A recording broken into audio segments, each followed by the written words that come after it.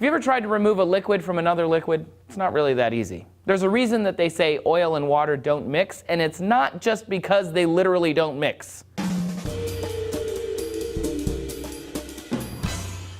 Hey everyone, thank you for watching D-News today. I'm Trace. Oil is a mainstay for modern post-industrial revolution society. We run our engines and heat and power our homes with it. And even with all the precautions and cost involved, sometimes we accidentally spill it everywhere. Most recently in Refugio State Beach on the central coast of California on May 19th, but also in Yellowstone National Park, in Montana, in the Black Sea, Israel, Louisiana, Indiana, Curacao, and in North Dakota thrice. And that's just in the last year and a half. Cleaning up the spill is heavily studied. But what happens later? What happens 5, 10, 50 years after an oil spill? Is everything just hunky-dory?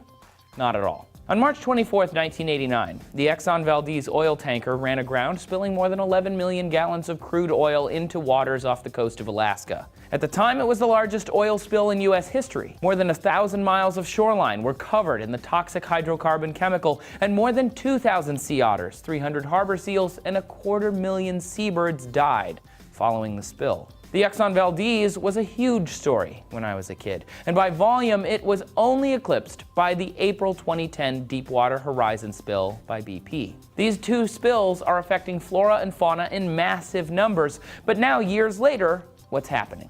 Even after cleanup is considered done, oil is still in the environment. For example, tar balls wash up onshore months or years later. Tar balls are crusty, weathered balls filled with a soft, gooey oil, like a toasted marshmallow of death. When I think of an oil spill, I picture water with a thin layer of oil on top, spreading for miles, which is the first stage of the spill. Eventually, the sun, wind, waves, ocean bacteria, and other forces act on that oil, creating tar balls. The sun helps evaporate the lighter components, leaving behind the heavy chemical compounds. Sand and tiny particles in the ocean water collect into the oil, and the sun, waves, and wind form the oil into an emulsion. The National Oceanic and Atmospheric Administration, or NOAA, says it looks like chocolate pudding and is even stickier than the original spilled oil. If it comes in contact with the beach or a rock, it can crack open again, causing new tiny oil spills. Some cleanups are so severe, the topmost layer of sand is completely removed on a beach and new uncontaminated sand is brought in.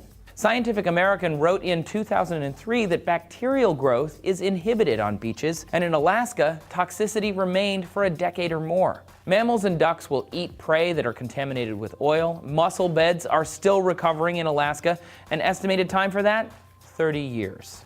According to the National Wildlife Foundation, turtles and dolphins are still being affected by oil in the Gulf, with turtles stranding themselves at 5 times the normal rate, and a new study in PLOS One finding adrenal and lung lesions in Gulf dolphins because of the inhalation of oil fumes when they come up for air. Under the water, life is also hit hard whenever oil spills. But humans are quick to forget and move on because, we don't live down there. Coral in the Gulf were covered in oil, and dead and dying coral were found 7 miles from the BP spill site.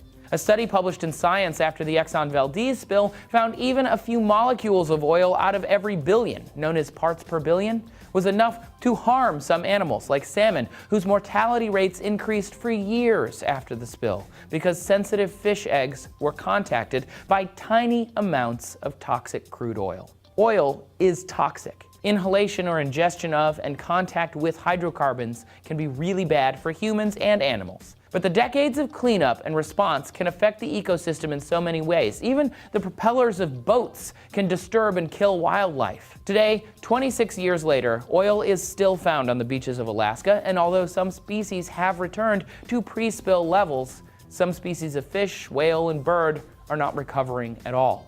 More recently, NOAA created a model of how sea currents likely carried the BP Deepwater Horizon oil along the Gulf Coast past Florida into the Caribbean and the Atlantic. Though years go by and the media move on, spills like these go on to affect waterways for generations to come. So when spills like these do happen, who pays for all the cleanup? Luckily, Test Tube's crack research team explored that exact thing right here. Well, usually the company overseeing the oil when it's spilled is the most at fault. But there are cases where a single person is charged as well. The captain of a ship which spills oil, for instance, may be investigated for negligence. Thank you for watching D-News. Please subscribe so that you get all of our videos twice a day, every day. And come follow us on Twitter. You can find the whole team at D-News, or you can find me at Trace Dominguez.